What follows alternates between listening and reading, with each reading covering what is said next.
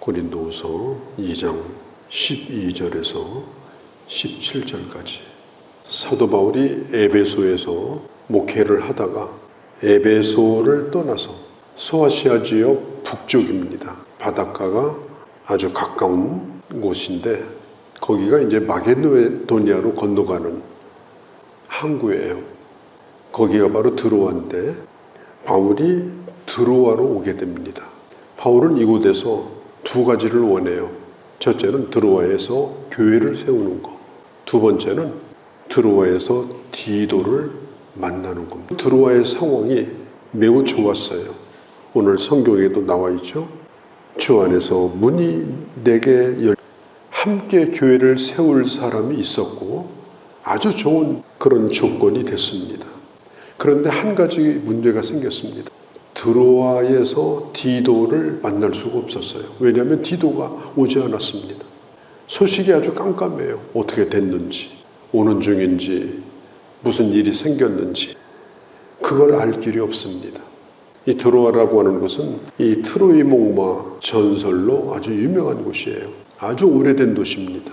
바울이 거기에다가 교회를 세우면 참 얼마나 좋겠습니까? 조건도 좋고 바울은 목회자가 아니라 교회를 개척하는 개척전도자니까 좀 짧은 시간이라도 그 일을 하면 좋을 건데 데살로니가 같은 데서는 한 달도 안 되는 기간 동안에 교회를 세우고 떠났거든요. 그럴 수 있는데 이 사도 바울이 드로아를 떠나게 돼요. 왜 그랬느냐? 디도가 오지 않기 때문에 그렇습니다. 13절에 보면 내가 내 형제 디도를 만나지 못함으로 내 심령이 편하지 못하였다. 우리가 사람을 기다리는 거 정말 힘들죠. 더군다나 예전에 연통을 할 수 없는 그런 시절에 아무것도 알지 못하는데 사람이 오질 않아요. 얼마나 답답하겠어요. 지금 바울이 마음이 편치 않습니다. 고린도 교회가 어떻게 잘 됐는지, 고린도 교회 갔던 디도가 제대로 돌아오는지. 그래서 바울은 아시아에서 유럽으로 건너갑니다. 마게도니아로. 13절 끝에 보면 그들을 작별하고, 이 말은 드로아에서 교회를 함께 세우려고 함께 했던 동역자들이에요. 교회를 개척할 사람들. 그런데 그들과 바울이 작별을 하고 마게도니아로 가게 됩니다. 궁금해서 못 견디는 겁니다. 이걸 보면은 이게 바울이 잘못하는 건가 이런 생각도 들어요. 좀 기다리면 되지. 또 하나님이 지켜줄 거다. 또 이런 믿음도 가지고 있으면 되잖아요. 그런데 그걸 못 기다려가지고 궁금해가지고 마음이 안 편해가지고 아무 일도 못하고 있는 거예요. 그리고 손을 놓고 있어요. 이래서 그는 마게도니아로 건너가게 되어집니다. 좋은 계획을 보류를 한 겁니다. 더더군다나 교회를 세우는 계획입니다. 그는 선교사고 교회 개척자니까 얼마든지 이게 좋은 교회가 될 수가 있습니다. 드로아는 아주 괜찮은 도시입니다. 그런데 그가 그곳을 떠나서 마게도니아로 건너가서 빌립보로 가게 돼요. 왜냐하면 조금이라도 가까운 데 가서 드로아를 만나고 싶은 거예요. 얼마나 그의 마음이 절실했는가 하는 걸 알 수가 있습니다. 이걸 보면 이 바울이 하나님의 일을 할 때 일 중심보다는 사람 중심의 사역을 했다. 이렇게 볼 수가 있습니다. 일이 잘 되게 하기 위해서는 사람 그까짓 건 아무것도 아니다. 일을 하게 하기 위해서는 사람은 별로 중요하지 않다. 그래서 나중에 일은 잘 끝냈는데 많은 사람이 그 일로 말미암아서 상처를 받고 그 일 때문에 문제가 생기고 그런 경우가 교회 안에서도 종종 있습니다. 바울은 일 중심의 사람이 아니었고 일은 좀 늦춰지더라도 어쩌면 일은 좀 보류되더라도 사람을 중히 여기는, 사람을 잃어버리지 않으려고 하는 그런 정신을 가지고 그가 하나님의 일을 한 것을 볼 수가 있습니다. 프로젝트. 이 프로젝트는 어떤 일을 하기 위해서 계획을 세운 거예요. 그냥 세우는 게 아닙니다. 자금도 필요하고 사람도 필요하고 시간도 필요하고 그 프로젝트가 다 짜 있는데도 불구하고 사람을 소중히 여긴 겁니다. 프로젝트를 접는다 할지라도 사람을 놓치지 않으려고 하는 이 바울의 사역, 이건 우리가 한번 꼭 닮아야 될 사역의 자세라고 생각을 합니다. 사도 바울의 이 정신, 한 사람이 중요하다. 그 한 사람이 어디가 있을까? 그 사람을 찾고자 하는 마음, 그 사람을 붙들고자 하는 마음, 어떤 명분보다도 사람, 일보다도 사람, 이것을 귀히 여기는 이 정신, 이건 우리가 꼭 마음에 새겨야 될 것입니다. 14절에 보면 이제 분위기가 갑자기 바뀌어요. 바울이 이렇게 말합니다. 우리를 그리스도 안에서 이기게 하시고 우리로 말미암아 각 처에서 그리스도를 아는 냄새를 나타내시는 하나님께 감사하노라. 바울이 이 고린도 교회에 대한 소식을 들은 것 같습니다. 복음이 잘 증거되고 있다. 하나님의 일이 잘 되고 있다. 그리스도를 아는 냄새가 지금 각처에 지금 퍼지고 있다. 복음이 이기고 있다. 여기 보면은 이기게 하시고, 이 말은 하나님의 말씀이 중단되지 아니하고 계속해서 앞을 향해서 전진하는, 이게 전쟁할 때 앞을 향해서 나가는, 전진한다, 그런 뜻을 가지고 있어요. 그래서 사도 바울이 하나님 앞에 감사하고 있습니다. 바울이 이렇게 말해요. 이 복음이 뭐냐? 바로 사람을 살리는 향기다. 복음이 가는 곳곳마다 사람을 살리는 향기가 돼서 강력하게 생명의 냄새를 퍼뜨려서 하나님의 일이 지금 되어지고 있다. 그런데 바울이 또 한 가지 얘기를 해요.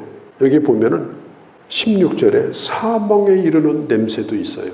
하나님의 말씀은 사람을 살리는 생명의 냄새가 되기도 하지만 사망의 냄새도 됩니다. 똑같은 복음을 지금 전해요. 그런데 한 사람은 복음을 받아들여서 그 생명이 살아나요.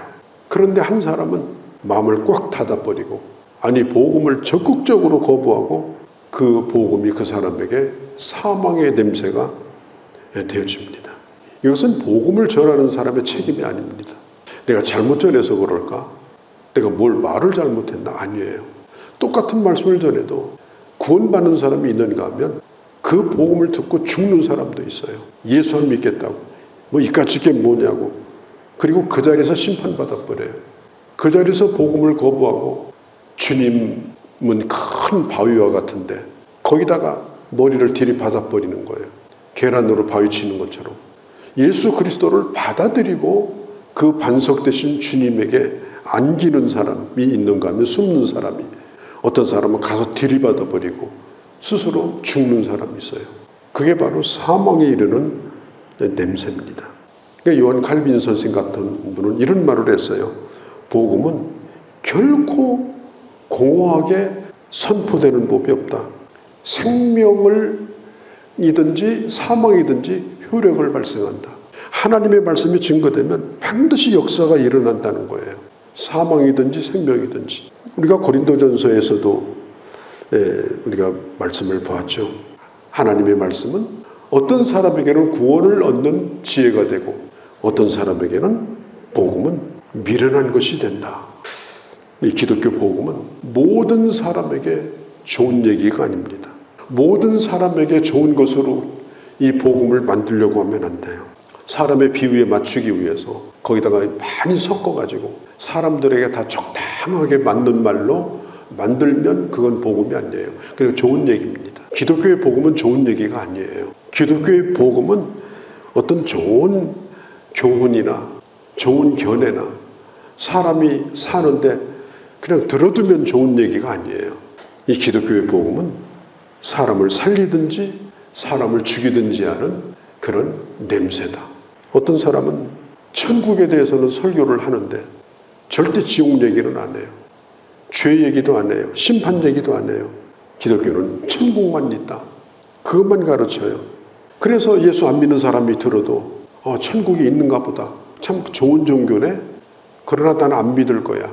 안 믿어도 하나도 부담이 안 돼요. 불신자들도 하나도 기분이 안 나빠요. 그것은 복음이 아니라는 거예요. 예수 그리스도를 믿든지 안 믿든지 그걸 결정하게 해야지. 거기다 물을 타가지고 믿으면 좋고 뭐 안 믿어도 뭐 그냥 괜찮다 이렇게 만들면은 이것은 복음이 아니다. 사도 바울이 이걸 분명하게 말합니다. 이것을 감당하리요. 16절 끝에 보니까 감당하리요. 누구든지 감당할 수가 없다는 거예요. 받아들이든지 거절하든지 그렇게 해야지. 좋은 얘기 들었네요. 그래서 사는데 도움이 많이 되겠네요. 이런 얘기를 들으면 결코 안 된다. 지금 바울이 그 얘기를 하고 있는 거예요. 하나님의 아들을 믿는 자는 영생이 있고 아들을 순종치 아니하는 자는 영생을 보지 못하고 하나님의 진노가 그 위에 머물러 있느니라. 하나님의 말씀은 이런 놀라운 냄새다. 지금 바울이 이걸 강조하고 있습니다.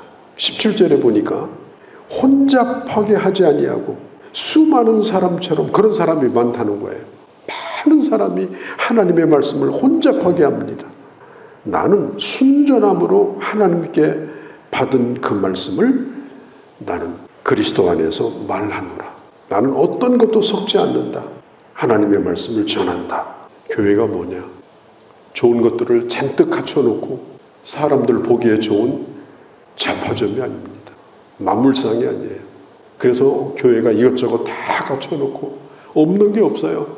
이런 강조 저런 강조, 교회에서 안 하는 강조가 없습니다. 교회가 그래서는 안 된다. 교회는 잡화상이 아니다. 교회는 복음 전문점이다. 거기 가면 반드시 복음을 만날 수 있고 하나님의 말씀을 먹을 수 있고 예수를 만날 수 있다. 왔다가 난 예수 안 믿겠다. 돌아가도 할 수 없어요. 그렇다고 그래서 거기다 물 타가지고 그래도 한 모금 먹고 가세요. 교회가 그럴 수는 없다는 겁니다. 왜? 하나님의 말씀을 혼잡하게 하면 안 되기 때문이다. 그걸 사도 바울이 분명하게 말하고 있어요. 우리가 향수, 유명한 향수가 있습니다. 향수 집에 가면요, 그 향수 번호가 있어요. 샤넬 향수도 번호가 있습니다. 샤넬 향수 가운데 5번이 아주 유명합니다. 그게 브랜드예요. 그런데 어떤 사람이 그 뚜껑을 따가지고 그 향수를 더 내 입맛에 맞도록 거기다 뭘 섞어요. 그러면 그때는 샤넬이 아니에요. 완전히 브랜드가 없어져 버린 거예요. 예수 그리스도의 복음은 아주 순전한 것입니다. 예수 그리스도의 복음은 어떤 것도 섞으면 안 되는 그의 피값을 주고 주님께서 세우신 복음이에요. 그런데 여기다가 자기 지식 냄새, 자기 철학 냄새, 자기 간증 냄새, 거기다 자기 주관적인 생각까지 섞어가지고 아주 잡탕을 만들어가지고 혼잡하게 만들어요. 기독교 냄새가 나지만 복음은 아닙니다. 그래서 그걸 믿고 예수 믿을 수는 없는 겁니다. 오늘 성경은 말합니다. 많은 사람이 말씀을 혼잡하게 하지만 나는 주님이 받은 바대로 하나님 앞에서 예수 그리스도의 말씀만 전한다. 오늘도 우리가 누구를 만나든지 이 복음을 전하는 데는 오래 걸리지 않습니다. 왜? 뭘 섞을 필요가 별로 없으니까 너무나 간단하니까 오래 걸릴 필요가 없어요. 3분 만에도 전할 수 있고 5분 만에도 전할 수 있습니다. 당신 예수 그리스도를 만났습니까? 난 예수 모른다고. 그러면 예수님에 대해서 얘기해 주는 거예요. 십자가 죽으시고 부활하시고 지금도 살아계신 하나님의 아들인 그분을 믿으면 구원받고 하나님의 나라에 간다. 이것은 성경에 기록된 것이고 하나님이 약속하신 것이다. 당신이 이걸 인정하면 구원받는다. 구원받고 안 받고는 그 사람 책임이 돼버리는 거예요. 5분 만에. 복음은 너무나도 확실하기 때문에 듣는 사람이 확실하게 결정을 하도록 만들어줘야 되는 거예요. 좋은 얘기 많이 들었는데요. 앞으로 사는데 많이 도움이 되겠는데요. 이러고 돌려보내버리면 그건 혼잡스러운 거죠. 아무것도 한 것이 없는 거예요. 어떤 사람에게는 사망에 이르는 냄새, 어떤 사람에게는 생명에 이르는 냄새. 그런데 그 복음을 전하는 사람 냄새도 나에게서 나요. 사람 냄새도. 이게 문제입니다. 사람의 향기. 그 향기가 나쁘면 사람들은 복음도 나쁘다고 생각하고 안 들어요. 복음을 전하는 사람도 대단히 중요합니다. 내게서 악취가 나게 됩니다. 내가 입으로 아무리 복음을 전해도 생명의 향기로 사람들이 받지 않습니다. 귀를 닫아버려요. 중요한 것은 예수 그리스도를 증거하는 나도 하나님의 사람이 돼서 예수 냄새가 나고 순전한 복음을 전해서 우리가 가는 곳곳마다 죽은 자를 살려내는 이 놀라운 역사를 이루는 하나님의 사람들이 되어지기를 바랍니다.